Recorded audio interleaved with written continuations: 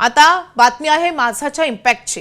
अकोल्यामध्ये ज्वारी खरेदी घोटाळा प्रकरणातील शेतकरी कंपनी आता काळ्या यादीमध्ये गेलेली आहे। काळ्या यादीमध्ये ही शेतकरी कंपनीला टाकण्यात आलेली आहे। एबीपी माझाच्या बातमीचा हा इम्पॅक्ट आहे। ज्वारी खरेदी घोटाळा प्रकरणामध्ये शेतकरी कंपनी आता काळ्या यादीत गेली आहे। काळ्या यादीतील कंपनी बच्चू कडूंच्या पक्षाच्या जिल्हाध्यक्षांशी संबंधित असल्याची माहिती कळते। तर बच्चू कडू यांच्याशी निगडीत असलेल्या जिल्हाध्यक्षाच्या संदर्भातली ही कंपनी असल्याची माहिती कळते। जिल्हाध्यक्षाशी संबंधित अशी ही कंपनी आहे, ज्या कंपनीला आता काळ्या यादीमध्ये टाकण्यात आलंय।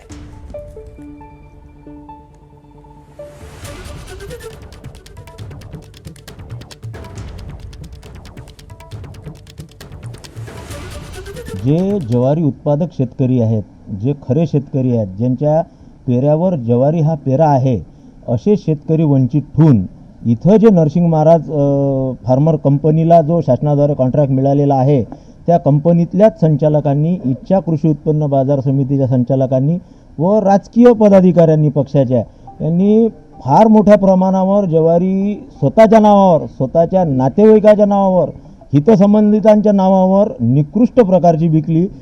एका प्रकारे शासनाला करोडो रुपयाचा चुना या पदाधिकाऱ्यांनी, या संचालकांनी लावला आणि शासनाचे जे कागदपत्र, मूळ कागदपत्र आहेत, त्याच्याशी फेरफार केली व शासनाची दिशाभूल केली।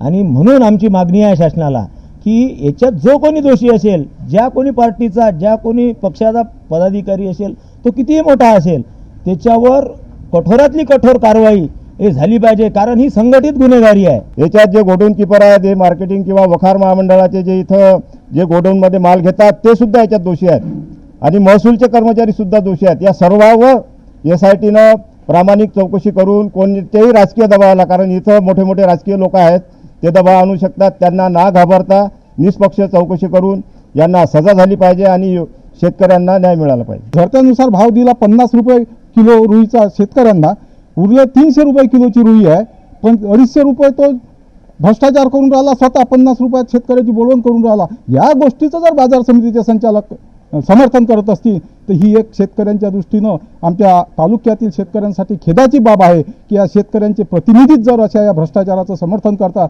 तर या अशा भ्रष्टाचारांवर निश्चितच कारवाई झाली पाहिजे।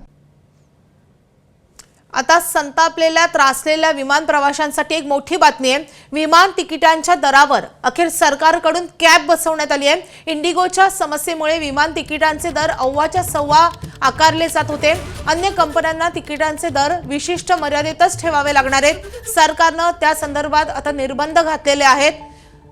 इंडिगोचा सगळा हा वाद झाल्यानंतर किंवा इंडिगोमुळे अनेक प्रवाशांना त्रासाचा सामना करावा लागल्यानंतर अन्य विमान कंपन्यांनी त्यांच्या तिकिटाचे दर हे मोठ्या प्रमाणावर वाढवलेले होते। अगदी काही तिकिटांचे दर हे 70 ते 80 हजाराच्या घरामध्ये गेलेले होते। देशांतर्गत प्रवास हा परदेशी प्रवासापेक्षाही महागला होता आणि या सगळ्या त्रासामुळे आता प्रवासी वैतागलेले होते आणि त्यानंतर आता सरकारनं यावर तोडगा काढावा अशी मागणी होत होती आणि त्यानंतर अखेर सरकारनं विमान तिकिटांच्या दरावर कॅप बसवलेली आहे। म्हणजेच आता इतर विमान कंपन्यांना एका विशिष्ट मर्यादेतच या तिकिटाचे दर ठेवावे लागतील। सरकारनं या संदर्भात त्यांच्यावर आता अंकुश ठेवलेला आहे। त्यामुळे विमान प्रवाशांसाठी ही आत्ताची सगळ्यात मोठी बातमी आहे। इंडिगोच्या सगळ्या गलथान कारभारामुळे गेल्या काही दिवसांपासून प्रवाशांना मोठ्या त्रासाचा सामना करावा लागतोय।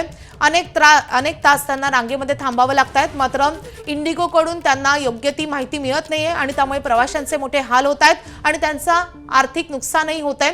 मात्र इतर कंपन्या देखील त्यांच्याकडून नावाच्या सव्वा दर आकारतात आणि त्यामुळे या विमान प्रवाशांना मोठ्या त्रासाचा सामना करावा लागत होता आणि त्यानंतर आता सरकारने हे मोठं पाऊल उचललंय। या संदर्भात अधिक अपडेट देण्यासाठी आपल्या प्रतिनिधी भारती सहस्रबुद्धे आपल्या सोबत आहेत। भारती, खूप मोठा निर्णय सरकारने घेतलाय। अखेर हा निर्णय घेतला असं म्हणावं लागेल माधवी, कारण 3 दिवस झाले वेगवेगळ्या एअरलाइन्सकडनं अव्वाच्या सव्वा दर आकारले जातात आहेत, कारण इंडिगोची विमानं उडत नाहीयेत। आपणच बातम्या दाखवतोय की एक तिकीट 50-50, 60-60 हजाराला विकलं जात आहे। दुबईपेक्षा महाग मुंबई पुण्याचं तिकीट झालंय। आता हे सगळं झाल्यानंतर आज अखेर नागरी उड्डयन मंत्रालयातर्फे निर्देश जारी करण्यात आलेले आहे आणि सगळ्या एअरलाइन्सला सांगितलंय की एका विशिष्ट मर्यादेच्या पलीकडे कुठलंही तिकीट वाढवता येणार नाही. त्यामुळे आता अखेर कॅप लावलं गेलेलं आहे आणि कालपर्यंत ज्या पद्धतीने अक्षरशः प्रवाशांची लूट सुरू होती त्याच्यावर काही प्रमाणात का होईना आता अंकुश लागेल अशी आशा करायला हरकत नाही. नक्कीच काही प्रमाणात का होईना प्रवाशांना यामुळे दिलासा मिळणार आहे. भारती, धन्यवाद या सगळ्या सविस्तर माहितीसाठी.